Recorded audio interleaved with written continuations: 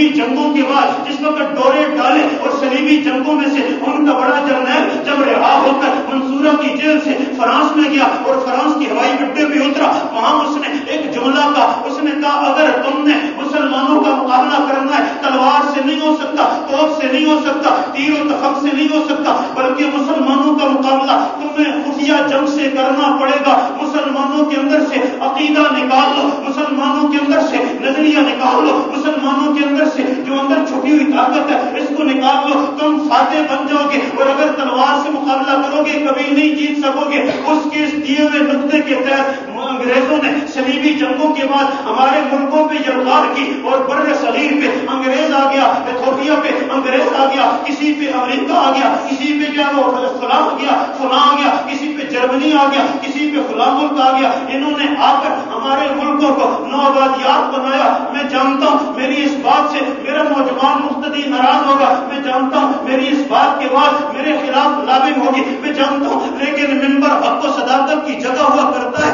اگر ناراض کوئی ہو بات وہی ہوتی ہے، اگر کوئی راضی ہو بات وہی ہوا کرتی ہے۔ ان نوآبادیات میں آنے والوں نے، ان استعماری طاقتوں نے آ کر ہمیں تقسیم کرنے کے لیے ایک حربہ اختیار کیا کہ اس قوم کو ایک افیون پلانی ہے۔ توجہ، اس قوم کو تم نے ایک افیون پلانی ہے، وہ افیون پلا کے ان کی عافیہ کو اٹھاؤ گے دے دیں گے، وہ افیون پلا کے ان پہ بم برساؤ گے وہ قبول کر لیں گے، یہ افیون پلا کے ان سے قرآن چھینو گے چھنوا دیں گے، یہ افیون پلا کے قرآن کو جلاؤ گے خاموش رہیں گے، یہ افیون پلا کے صحابہ کو کافر کہو گے چپ رہیں گے، یہ افیون پلا کے نبی کے کارٹون بناؤ گے یہ چپ رہیں گے، بالکل پوری قوم خاموش رہے گی۔ وہ افیون کون سی ہے؟ انہوں نے میرے دعوے کے مطابق میں بہت سی باتیں کہہ سکتا ہوں، ایک افیون کا تذکرہ کرتا ہوں جس کو کرکٹ کی افیون کہتے ہیں، کرکٹ اور گیند کی افیون اس قوم کو دے دی گئی۔ میں سوال کرتا ہوں میرے پڑھے لکھے لوگ اور میرے پڑھے لکھے ساتھی،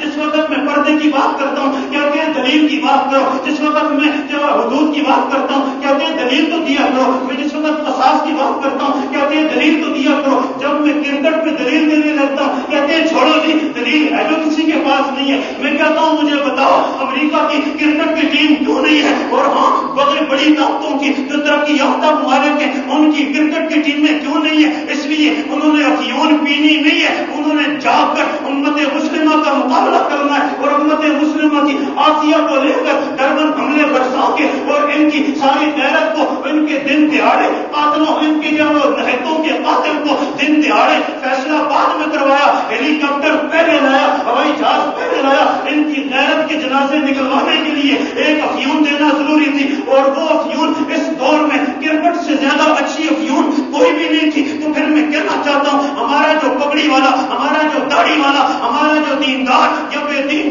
جو بھی ہے میرا بھائی ہے، اگر دنیا دار ہے میرا بھائی ہے، داڑھی منڈواتا ہے میرا بھائی ہے، گناہگار ہے میرا بھائی ہے، بے نمازی ہے میرا بھائی ہے، دنیا کے گندے چکروں میں پڑا ہوا ہے میرا بھائی ہے۔ میں نے آج تک اتنی انتہا کے ساتھ کبھی کرکٹ کی مخالفت نہیں کی ہے جتنی اب مجھے کرنا پڑ گئی ہے، اس لیے کہ ہمارا سر فخر سے کہتے ہیں بلند ہو جائے، دعا کرو ہمارا سر فخر سے بلند ہو جائے۔ میں کہتا ہوں جس قوم کا سر ڈاکٹر عافیہ صدیقی کی 80 سالہ قید کی وجہ سے جھک چکا ہو، جس قوم کا سر ڈربن حملوں کی وجہ سے جھک چکا ہو، جس قوم کا سر جو ریمنڈ ڈیوس کی ذلیل ترین رہائی کے ساتھ جھک چکا ہو، ایک سیمی فائنل میں جیتنے کے ساتھ یہ قوم کا سر کبھی فخر سے بلند ہو نہیں سکتا۔ پھر کہتے ہیں مسجدوں میں دعا کرو جی اللہ جیت دے دے، اللہ جتا دے اور اللہ نے فتح دے دے۔ میں ساتھیوں سے کہتا ہوں کہ بدھ کی رات کو آپ نے دیکھا نا، بدھ کی رات کو 29 سکور سے ہماری ٹیم ہاری ہے۔ اگر یہاں کا کوئی نوجوان اٹھے اور جس رات کو ٹیم ہاری ہے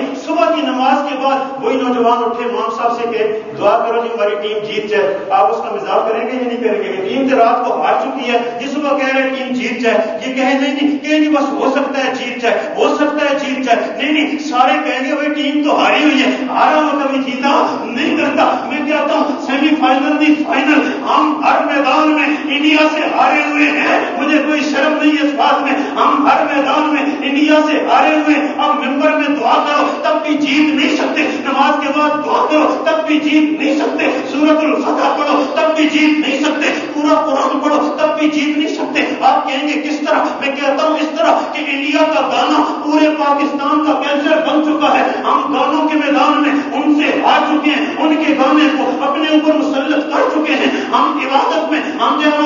قومی غیرت میں ہم انڈیا سے ہار چکے ہیں. ہمارے ملک میں فرانس والے اپنی گرل فرینڈ کے ساتھ آتے ہیں, ہم منع نہیں کر سکتے. انڈیا والے کہتے ہیں ہماری روایت کے خلاف ہے, ہمارے کلچر کے خلاف ہے. بیوی کو ساتھ لاؤ تو اترنے دیں گے, اگر گرل فرینڈ کو لاؤ گے ہم نہیں اترنے دیں گے. ہم ان سے ہارے ہوئے ہر میدان میں, اور ہر میدان میں ہار گئے. کرکٹ میں ہار گئے تو کیا ہو جائے گا, کرکٹ میں ہار گئے تو کیا ہو جائے گا. میں کہتا ہوں یہ نہ کہا کرو. میرے ایک ساتھی نے بڑا پیارا جملہ استعمال کیا, کہا یہ جو لوگ کہتے ہیں دعا کرو دعا کرو, میں ان سے کہتا ہوں کہ عبادت کو کھیل نہ بناؤ, کھیل کو عبادت نہ بناؤ, کھیل کو عبادت نہ بناؤ, کھیل کو کھیل رہنے دو میدان میں, اور عبادت کو بھی کھیل نہ بناؤ کہ عبادت کے بعد کرکٹ کی ٹیموں کا.